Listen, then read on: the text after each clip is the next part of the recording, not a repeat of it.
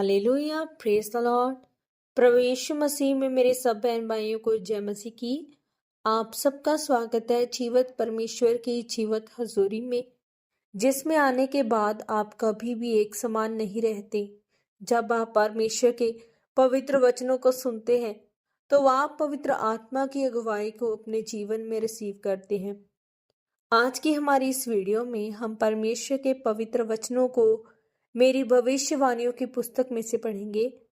ये वचन परमेश्वर के दास प्रेरित डॉक्टर अंको यूसुफ नरूला जी के द्वारा पवित्र आत्मा की अगुवाई से लिखे गए हैं और हमारा विश्वास है कि इन पवित्र वचनों को सुनना आपको सेम नहीं रहने देगा और आप अपनी गवाही को, अपने छुटकारे को रिसीव करेंगे। तो पूरे विश्वास के साथ इन पवित्र वचनों को पूरा सुने। आज का सामर्थी वचन, प्रभु में मेहनत।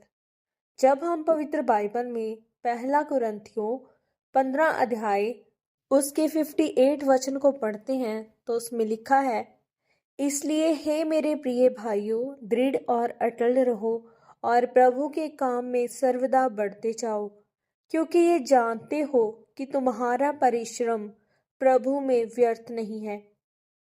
मेरे प्रियो, पवित्र बाइबल बताती है कि मसीह में की गई मेहनत व्यर्थ नहीं है। आपको जब भी परमेश्वर में कुछ करना है तो बिना किसी उम्मीद के करना है। अगर आप प्रार्थना करते हैं तो इस हिसाब से करनी है कि परमेश्वर उत्तर ना भी दे तो भी वह मेरा परमेश्वर है, और उपवास भी इस हिसाब से रखने हैं कि अगर मुझे उत्तर ना भी आए तो भी वह मेरा परमेश्वर है। मैं आपको परमेश्वर का हृदय बता रहा हूँ। मैं आपको वो तरीका बता रहा हूँ जो पवित्र बाइबल से कभी असफल नहीं हुआ। हमें परमेश्वर को इस्तेमाल नहीं करना। हमें परमेश्वर को एक यंत्र नहीं समझना, चंगाई का, बरकत का, जिसे हम जब चाहे इस्तेमाल करें। जब एक व्यक्ति को स्टेपनी इस्तेमाल करने की आदत होती है तो वह तुरंत कार पंक्चर होते ही स्टेपनी इस्तेमाल करने की सोचता है, लेकिन अगर उसने गाड़ी का ध्यान ना रखा तो वह स्टेपनी भी एक दिन पंक्चर निकलेगी और वह सड़क पर खड़ा होगा। पवित्र बाइबल में लिखा है कि मसीह में की गई मेहनत व्यर्थ नहीं जाती।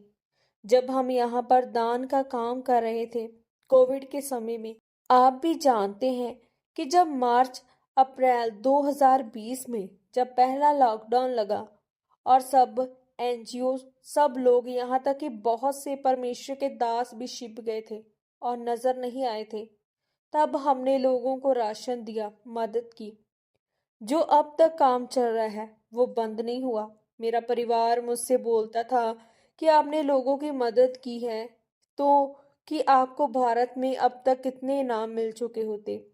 मैंने कहा, हम इनाम के लिए नहीं कर रहे हैं, क्योंकि परमेश्वर का समय सर्वोत्तम समय है। और जब अमेरिका सरकार ने मुझे बताया कि हम आपको उस काम के लिए जो परमेश्वर का आप कर रहे हो उसके लिए हम आपको सम्मानित करना चाहते हैं, और जिस दिन मुझे सम्मानित किया जा रहा था तब भारत में 16 अगस्त था।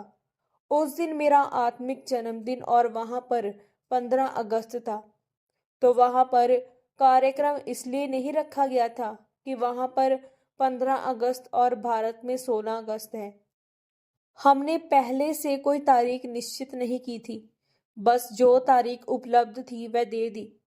लेकिन परमेश्वर वहां पर मुझे सम्मानित कर रहा था और प्रभु मुझे बता रहा था कि मसीह में की गई मेहनत कभी भी व्यर्थ नहीं जाती। इसलिए मेरे प्रियो, आपको मसीह में मेहनत करते रहना है, यानी आपको प्रार्थना करते रहना है, चाहे आपके सामने परिणाम आ रहा है या नहीं आ रहा है। कई बार आपको परिणाम की परवाह नहीं करनी है, आपको वचन पर खड़े रहना है, क्योंकि परमेश्वर कहता है कि मुझ में की गई मेहनत कभी व्यर्थ नहीं होगी, और ये 100% पक्का है कि आपके साथ होगा। आपके लिए कुछ भी असंभव नहीं होगा। आमीन। अंगीकार। सर्वशक्तिमान परमेश्वर, इस वचन के लिए मैं आपका धन्यवाद करती हूँ। परमेश्वर, मैं ये अंगीकार करती हूँ कि मैं आज से अपने आत्मिक जीवन में अपनी मेहनत को बढ़ाऊंगी और अपनी समझ के अनुसार ना चलकर आपके निर्धारित समय का इंतजार करूंगी। आप मुझे अनुग्रह दें। प्रभु यीशु मसीह के पवित्र और सामर्थी नाम में हम मांगते हैं। आमीन, आमीन और आमीन। आज के इन पवित्र वचनों के पढ़े और सुने जाने के द्वारा और इन पर मनन करने के द्वारा परमेश्वर आप सबको बहुतायत से आशीषित करे। सबको जय मसीह की। God bless you all.